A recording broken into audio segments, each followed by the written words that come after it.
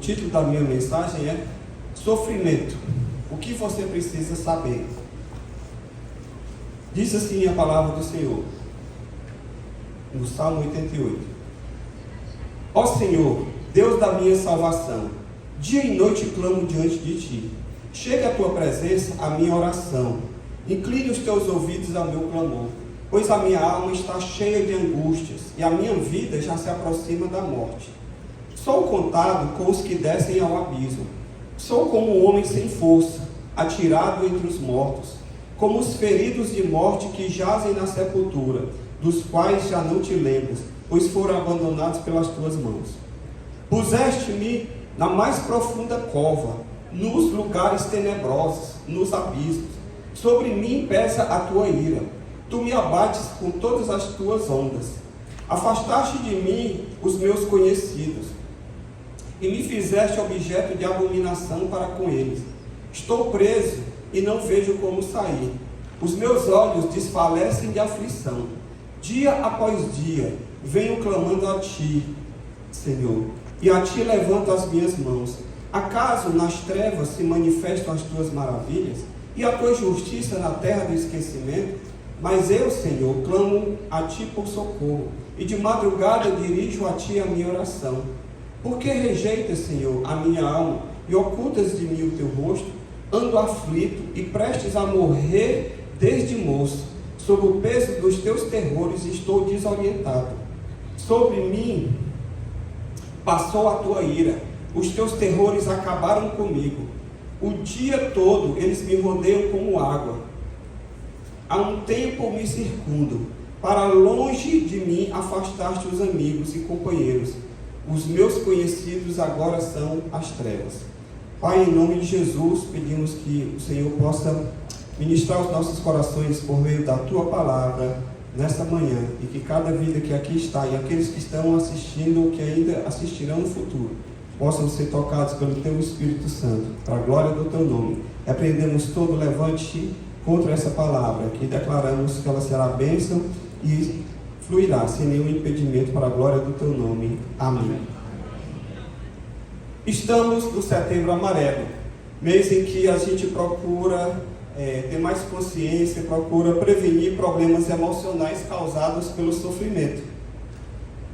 Se nós formos buscar as origens históricas do sofrimento, nós veremos no livro do Gênesis que o sofrimento ele entrou na história humana a partir do pecado do primeiro casal, Adão e Eva.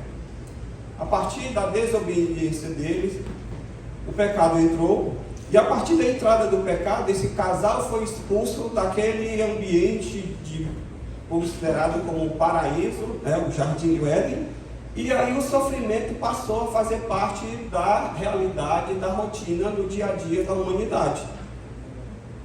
E com esse sofrimento, que ele faz parte da realidade da vida humana, nós vamos ter que conviver com esse sofrimento até o final da existência humana. Nós teremos que conviver com ele até o final da história, quando lá no livro do Apocalipse, a Bíblia Sagrada nos diz, no Apocalipse 21, versículo 4, que ele lhes enxugará dos olhos toda lágrima, e a morte já não existirá. Já não haverá luto, nem pranto, nem dor, porque as primeiras coisas já passaram. Haverá um momento em que a toda lágrima, toda dor, todo sofrimento cessará. E a Bíblia diz que o próprio Senhor enxugará dos nossos olhos toda lágrima. Mas isso é no final da história humana. Até lá, nós conviveremos com o sofrimento. O sofrimento faz parte da realidade humana. E como os dias são maus, e a Bíblia Sagrada nos diz que a tendência dos dias humanos é ficar pior a cada dia, nós vemos que o sofrimento ele também está cada vez mais presente no noticiário, ou seja, na TV, no rádio, no jornal. O sofrimento ele está presente nos filmes que a gente assiste, na literatura, nos livros e inclusive também na música. O sofrimento faz parte. Tim Maia, quem lembra aqui daquele cantor Tim Maia? falecido cantor de MPB, ele ficou famoso por expressar os seus sentimentos através das suas composições. E ele escreveu uma música intitulada Azul da Cor do Mar, que eu tenho certeza que quando eu falar a letra aqui, muita gente vai lembrar. Na qual, nessa música, ele argumenta que na vida, uns sorri e outros choram. Ou seja, há essa ambiguidade na vida humana. Ele diz assim, na letra da música: ah, se o mundo inteiro me pudesse ouvir, tenho muito para contar, dizer que aprendi. E na vida a gente tem que entender que um nasce para sofrer, enquanto o outro ri. Mas quem sofre, sempre tem que procurar, pelo menos vir achar razão para viver. Ver na vida algum motivo para sonhar, ter um sonho todo azul, azul da cor do mar. Então, voltando aqui ao texto do Salmo 88 que nós lemos, o comentarista bíblico Derek Kidner, ele diz que não há nenhuma oração no Salmo, em todo o livro do Salmo, dos 150 Salmos, não existe nenhuma oração que seja mais triste do que essa oração aqui desse salmista. É uma oração de alguém que está sofrendo muito e não vê perspectiva nenhuma de melhorar a sua vida, de sair daquele sofrimento.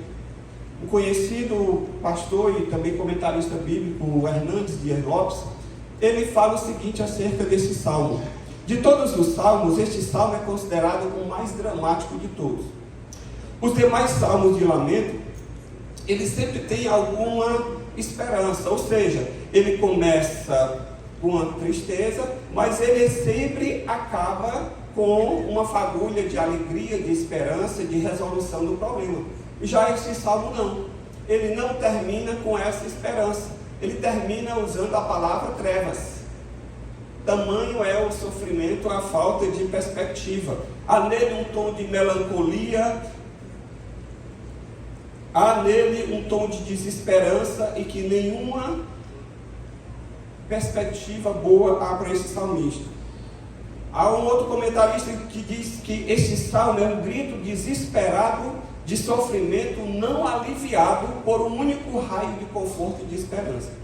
Então, diante disso, o que é que eu sou levado a crer? Que este salmo ele foi colocado no cânon das Escrituras para mostrar para nós a realidade do sofrimento humano, que o sofrimento ele está presente, inclusive pode acometer a vida de um cristão, porque esse salmista aqui era alguém cristão, era alguém que estava no templo e estava constantemente orando na presença de Deus. Então, queridos, deixa eu lhe dizer, o sofrimento ele faz parte da história humana, e como eu e você continuamos sendo humanos, mesmo convertidos, nós continuamos sendo humanos, nós nascemos de novo, mas a nossa humanidade continua, e ela precisa continuar, porque ela só vai ser redimida, restaurada na glória, quando o Senhor vai enxugar todo o olho, toda lágrima. Mas até lá nós precisamos ser humanos. E a doutora que aqui esteve há pouco, ela exatamente ressaltou isso, de você ser mais humano, de você ser mais acolhedor, de você ser uma pessoa que tem o coração aberto para acolher o outro, a entender a dor e o sofrimento do outro. Então, nós precisamos entender que as pessoas estão cada dia sofrendo mais. Elas sofrem com filhos problemáticos, elas sofrem com casamentos disfuncionais, elas sofrem com doenças graves que vão definhando cada dia mais. As pessoas estão sofrendo com dificuldades financeiras. Então, se nós formos aqui elencar a quantidade de problemas, nós não vamos sair daqui nessa manhã. E esse salmo ele é didático porque ele nos ensina como é que a gente pode, o que é que o sofrimento tem a nos ensinar. E antes de falar sobre o sofrimento propriamente dito, eu queria que você entendesse nesta manhã, saísse daqui com esse entendimento, que o propósito essencial da nossa fé não é dar um basta no nosso sofrimento, mas é de nos proporcionar a salvação. Amém? Entenda isso. Aquela pregação que diz assim: venha para cá e pare de sofrer, essa pregação não é o Evangelho. Porque a pregação do Evangelho é clara. A nossa fé, ela não tem o propósito de findar o nosso sofrimento, mas ela tem o propósito de salvar a nossa alma. Amém. No primeiro versículo aqui o salmista diz: ó Senhor, Deus da minha salvação. Depois ele vai dizer todo o lamento, como diz o outro, ele vai tecer um rosário de lamentações. Mas ele começa afirmando que o Senhor é o Deus da sua salvação. O salmista, em primeiro lugar, reconhece o Senhor como o seu salvador pessoal, antes de ser o seu ajudador. Deus é o meu salvador, antes de ser aquele que soluciona os meus problemas. Deus é o meu salvador, antes de ser aquele que ouve o meu clamor. Apesar da realidade do sofrimento severo que este salmista está passando, ele tem bem claro: Deus é o meu salvador. Nós podemos dizer que a atitude dele, de certa forma, parece um pouco com a atitude de Jó, que Jó estava sofrendo, perdeu bens, perdeu filhos, perdeu família, perdeu saúde. E sabe o que foi que Jó disse em meio a tudo isso? Jó 13,15, ele disse: ainda que ele me mate, contudo confiarei nele. Amém. Ainda que Deus não responda a minha oração como eu gostaria, ainda que essa doença me leve para a cova, ainda que o meu sofrimento não finde quando eu gostaria que ele findasse, eu confiarei no Senhor, eu esperarei no Senhor, ainda que ele me mate, porque só Deus pode tirar a vida. Nem eu e nem você podemos, porque Ele deu, é Ele quem tira, é Ele quem diz o tempo que eu e você passaremos aqui nessa terra. Amém? Então, a nossa motivação para nos aproximarmos de Deus, em primeiro lugar, você precisa ter bem claro, não é o fim do nosso sofrimento. A nossa primeira motivação é a salvação da nossa alma. Por que, pastor? Uma questão simples de lógica. Se Deus finda apenas o teu sofrimento, se Deus cura apenas a tua enfermidade, se Deus resolve apenas o teu problema familiar, mas se você não é salvo, todo esse trabalhar de Deus vai ficar limitado a esta dimensão. E você vai morrer e vai passar uma eternidade longe de Deus. Agora, quando você é salvo, independente do que você venha passar aqui neste mundo, a eternidade, você vai estar para sempre com o Senhor. E Ele vai enxugar dos teus olhos toda lágrima.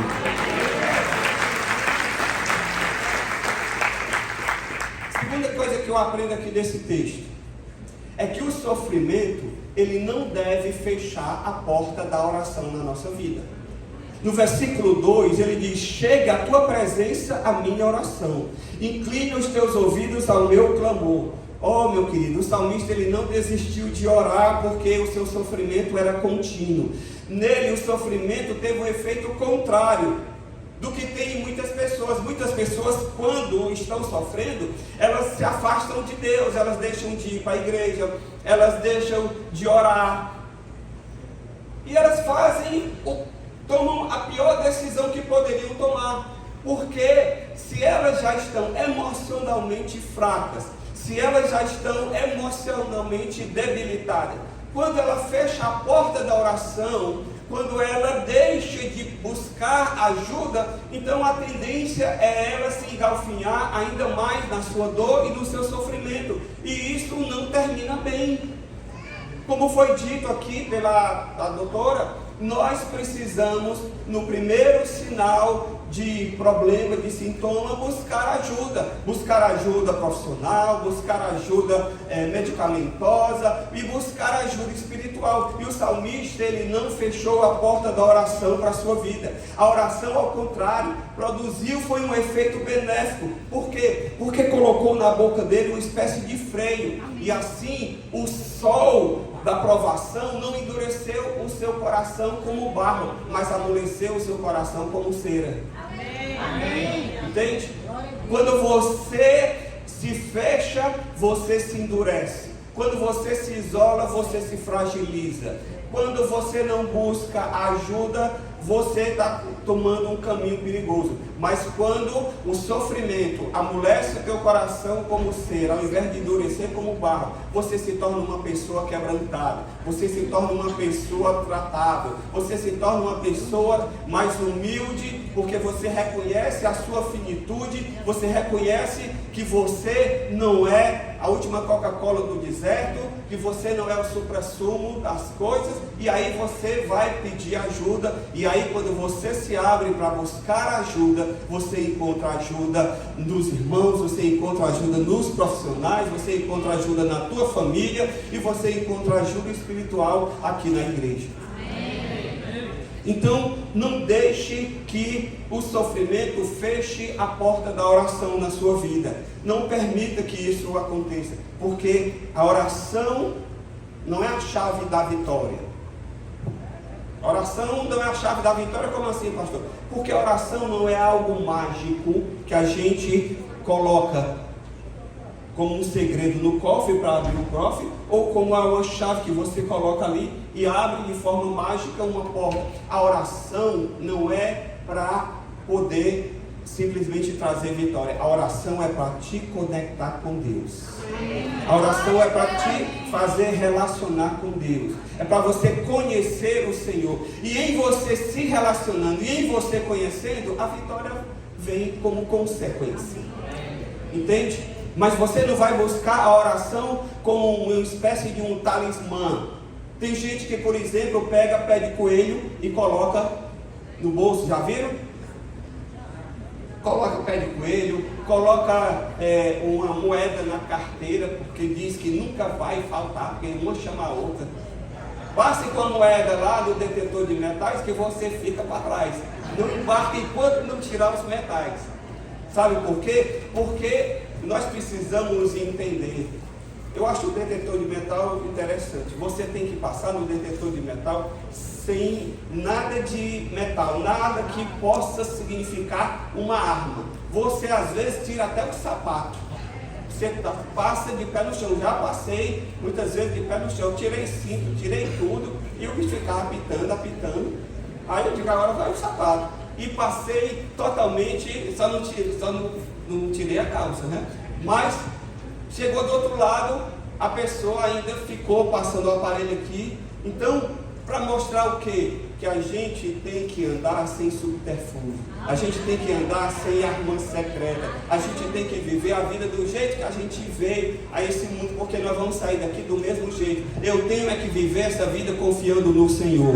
A minha arma, a minha confiança é o Senhor. Ele é a minha proteção. Ele é aquele que me sustenta. Ele é aquele que vai comigo. Quando as armas ficarem para trás, quando as proteções ficarem para trás, é o Senhor que me acompanha. Então eu tenho que sempre manter aberta na minha vida, independente se é sofrimento ou se é bonança, eu tenho que manter aberta na minha vida a chave da oração. Amém? Amém. E por fim, para não me delongar, porque o tempo hoje, o sofrimento, ele pode comprometer a minha perspectiva de longo prazo. No versículo 10, o salmista diz assim: será que farás maravilhas para os mortos? Ou será que os finados se levantarão para te louvar? A tua bondade será anunciada na sepultura, a tua fidelidade nos abismos. Acaso nas trevas se manifestam as tuas maravilhas e a tua justiça na terra do esquecimento? O salmista estava tão preocupado em dar um fim ao seu sofrimento no presente momento, que ele parece que esqueceu que a existência não acaba na sepultura. É como se ele estivesse dizendo: Senhor, e se eu morrer, quem é que vai te louvar? Se a minha vida findar, como é que a tua bondade vai ser demonstrada? Eu tenho que estar vivo, Senhor. Eu tenho que estar vivo, porque enquanto eu estiver vivo aqui, eu vou poder te louvar, eu vou poder dizer que o Senhor é bom, o Senhor é grande. Ou seja, o sofrimento causou nele a perda da perspectiva de longo prazo. E o que é a perspectiva de longo prazo que eu quero falar para você nessa manhã? É que a vida, a existência humana, ela não finda com a vida física. Quando a vida física se esvai, isso não significa que acabou. A vida não terminou. A vida no corpo sim, mas a sua existência, o seu espírito é eterno. Amém. E é isso que você precisa ter nessa vida, uma perspectiva de longo prazo. No momento de desespero, ele achou que o seu valor estava limitado à sua existência temporária no corpo. Às vezes, irmãos, o sofrimento é tanto que a pessoa até pensa em dar um fim à sua existência, numa tentativa desesperada, deslocada de se livrar daquela angústia, daquele sofrimento. Quantos aqui já souberam de pessoas que sofreram tanto, que estavam tão deprimidas, angustiadas, que até tentaram dar o fim à própria vida? Mas entenda o seguinte, não se iluda, findar a vida por vontade própria é uma solução permanente para um problema que é temporário. Então isso aí tem que ficar fora do seu radar. Você tem que ter uma perspectiva de longo prazo. Você não pode deixar que o seu sofrimento roube de você a visão, a perspectiva de longo prazo, porque a sua vida não está, a sua existência não está limitada apenas a essa vida. Amém. Jesus nos advertiu o quê? Ele disse lá em João 16:33: essas coisas vos tenho dito, para que tenhais paz. No mundo passais por aflições, mas tende bom ânimo, eu venci o mundo. Amém. O próprio Jesus, ele deixou claro que as aflições, o sofrimento faz parte, mas isso não quer dizer que eu tenho que perder a minha perspectiva de longo prazo. Ele diz o seguinte: olha, vou passar por aflição, mas tenho bom ânimo. Olhe para mim, o exemplo dele, que eu venci o mundo. E vocês também vão vencer. Amém. Não perca a sua perspectiva de longo prazo. O apóstolo Paulo também, ele nos dá o exemplo de alguém que cuida da sua vida no presente, mas não esquece a perspectiva futura. Quando ele diz lá em Filipenses: estou cercado pelos dois lados, tendo o desejo de partir e estar com Cristo, o que é incomparavelmente melhor, mas por causa de vocês é mais necessário que eu continue a viver. Amém. Paulo estava dizendo: olha, Filipenses, eu tenho duas opções na vida. O que eu desejaria mesmo era estar com Cristo, porque é infinitamente melhor. Amém. Ou seja, Paulo está aqui com a perspectiva de longo prazo, futura. Mas ele diz: mas por amor a vocês, ainda é conveniente que eu esteja aqui para estar compartilhando algo da parte do Senhor com vocês. É mais ou menos aquilo: pés na terra e olhos na eternidade. Você precisa entender isso. O teu sofrimento, ele é enquanto você está com pés na terra, mas você não pode perder a perspectiva dos olhos na eternidade. Amém. E se, pastor, o meu sofrimento me acompanhar durante toda a minha vida? Da graça. O apóstolo Paulo, quando ele fez essa afirmação, ele não estava vivendo num mar de rosas. Ele estava vivendo uma vida que não era livre de sofrimento, mas ele carregava consigo um problema, que inclusive ele chegou a pedir a Deus a solução desse problema. Onde é que tem isso, pastor? Lá em 2 Coríntios 12:7.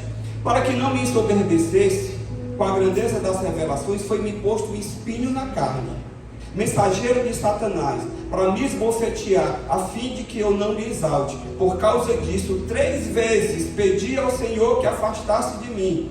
Ele me disse: a minha graça te basta, porque o meu poder se aperfeiçoa na tua fraqueza. Quando Paulo entendeu isso, ele já entendeu que Deus não vai tirar esse espinho da carne. Eu vou levar esse espinho na minha carne durante toda a minha existência. Mas uma coisa também eu sei: a graça de Deus vai estar comigo o tempo todo, me sustentando, me levando, me ajudando. O Senhor vai estar comigo. Eu não vou lutar sozinho. Eu não vou viver nas minhas forças. A graça do Senhor vai estar comigo. quando Paulo entendeu que a graça de Deus iria estar com ele todos os dias da sua vida, ele começou a olhar para as circunstâncias com um olhar diferente. Ele começou a ter um novo olhar para a realidade ao seu redor. E por final, sabe o que foi que ele disse? Lá em 2 Coríntios 4,17. Lembre-se que Paulo está aqui com espinho na carne, que Deus já disse que não ia tirar. Ninguém está aqui com um problema ainda que você já orou a Deus e Deus disse ainda que não vai resolver. Ninguém está aqui, mas Paulo já estava consciente do diagnóstico do céu e que o Senhor não ia tirar. Paulo se definhou, Paulo ficou borocochô, Paulo ficou triste e disse: pois agora também, Senhor, não vou mais fazer a tua obra não. Pois agora também eu não vou mais para a igreja não. Pois agora eu não vou mais ser fiel ao Senhor não. Eu vou, olha aí. Ai que eu vou. Reflexo. Ontem eu estava na estrada e um cachorro atravessou. Ou só foi o meu genro que estava aqui do lado. O cachorro só fez assim. Graças a Deus passei e estou aqui para pregar. A graça de Deus vai comigo. Eu sustentando, amém? E Paulo já estava com esse diagnóstico do Senhor, dizendo que não ia tirar o espinho na carne. E sabe o que foi que Paulo disse? E é isso que eu preciso que você entenda, e eu quero que você aprenda, não comigo, mas com ele. Ele diz lá em 2 Coríntios 4,17: porque a nossa leve e momentânea tribulação produz para nós eterno peso de glória, acima de toda comparação, não atentando nós nas coisas que se veem, mas nas que se não veem, porque as que se veem são temporárias, as que não se veem são eternas. Paulo disse: olha, o meu espinho na carne é uma tribulação leve e momentânea. Não há de se comparar com o eterno peso de glória que eu vou desfrutar na presença de Deus. E por conta disso, eu não vou aqui ficar olhando para as coisas que os meus olhos conseguem ver. Eu vou além, eu vou transcender, eu vou olhar para aquilo, atentar para aquilo que os meus olhos não conseguem perceber. Porque essas coisas que eu estou percebendo aqui, elas vão passar. Amém. Elas vão no máximo até o fim da minha existência. Mas quando a minha existência findar aqui, eu vou para a eternidade. Eu vou estar com o Senhor. Eu vou estar para sempre com Ele. E lá não haverá choro, não haverá dor, não haverá lágrima, porque Ele enxugará nos meus olhos toda lágrima. Glória a Deus. Querido, entenda, a tua dor e o teu sofrimento não são capazes de te separar do amor de Deus. A tua dor e o teu sofrimento, por maior que seja, elas não são capazes de te afastar, de te deixar fora do alcance do amor de Deus. Quem disse isso, pastor? O próprio Paulo. Ele diz lá em Romanos 8,35: quem nos separará do amor de Cristo? Será a tribulação, a angústia, a perseguição, a fome, a nudez, o perigo, a espada? Porque eu estou bem certo de que nem morte, nem vida, nem anjo, nem principado, nem as coisas do presente, nem do porvir, nem poderes, nem altura, nem profundidade, nem qualquer outra criatura poderá nos separar do amor de Deus que está em Cristo Jesus, o nosso Senhor. Aleluia. Nada e nem ninguém, nem o poder das trevas, nem um poder emocional, nem um poder espiritual, nada poderá te separar do amor de Deus. Então, eu queria que você se colocasse de pé nesse instante. Pastor, como é que eu faço para poder enfrentar essa situação? Eu quero deixar um pensamento anônimo para você, que eu acho que ele tem muito a nos ensinar. Ele diz o seguinte: a face de Jesus precisa estar muito próxima da nossa. Olha aí, ó.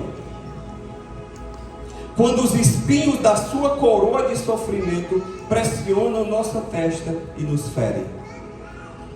Quando os espinhos da coroa, quando os sofrimentos da vida, ou mesmo da vida cristã, estiverem muito próximos, estiverem ferindo, nós precisamos ter a face de Jesus muito próximo da nossa. Porque é a face de Cristo que vai nos dar força, orientação, graça, para que a gente possa seguir adiante. E aí você não vai abrir nem para o treino. Amém, pastor? Pastor Pedro não vai abrir nem para o treino. Não é porque ele é crossfiteiro, não. Porque mesmo sendo crossfiteiro, ele pode achar um outro mais forte e pegar e dar uma chave de braço dele e fazer alguma coisa. Mas ele não vai abrir nem para o treino, eu estou falando do ponto de vista espiritual. Não importa a luta, não importa a dificuldade. Nós temos a graça do Senhor para nos bastar. O Senhor está conosco.